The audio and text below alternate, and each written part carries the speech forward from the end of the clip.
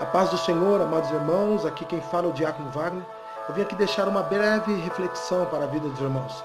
E peço a Deus que essa reflexão venha a promover mudanças em vossas vidas.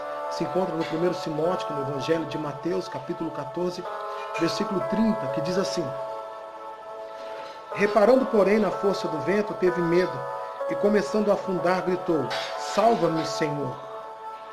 Gostaria aqui de falar de um personagem, uma figura extremamente emblemática das Sagradas Escrituras, apóstolo Pedro. Todos nós sabemos que Pedro, antes de ser apóstolo, ele era nada mais e nada menos que um humilde e simples pescador. Mas Pedro, ele tinha as suas qualidades. Ele não era nenhum erudito, nenhum aristocrata, muito menos um nobre. Mas Pedro, entre as suas qualidades, a que mais me chama a atenção era que Pedro era um sujeito totalmente corajoso, audacioso. Mas a palavra aqui fala de medo, é sobre o medo que eu gostaria de falar. A Bíblia diz que quando Jesus manda Pedro ir ter com ele sobre as águas, Pedro, com toda a sua coragem, ele começa a andar sobre as águas. Ele começa a viver algo sobrenatural, desafiando toda a lei da física e toda a lei da gravidade, junto com o Messias que estava ali. Mas Pedro, quando ele se deparou com todo aquele cenário inverso, com aquele cenário contrário, dentro daquele espaço geográfico, algo a qual ele nunca tinha vivido na vida dele, Pedro sente medo. O corajoso estava com medo. E o que é o medo, amados? Quais são os sintomas do medo? O medo é um mal súbito que acaba com nossos sonhos, que acaba com nossos projetos, que nos impede de avançar, de prosseguir. Eu gostaria aqui de pautar algumas características do medo. O medo, ele traz a insegurança, ele traz a existência, a impossibilidade de chegarmos do outro lado. Ele neutraliza todo o nosso desejo de vencer. Sim, é isso que o medo faz. Mas eu glorifico a Deus que o nosso Deus, ele também tem as suas peculiaridades. O nosso Deus também tem as suas características.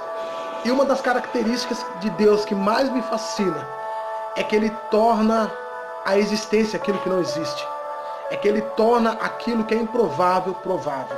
É que ele torna a impossibilidade em possibilidade. É que ele torna aquilo que é inacessível em acessível. Ele torna a insegurança em segurança. Ele torna o medo em coragem. Mas o que nos motiva a ter coragem?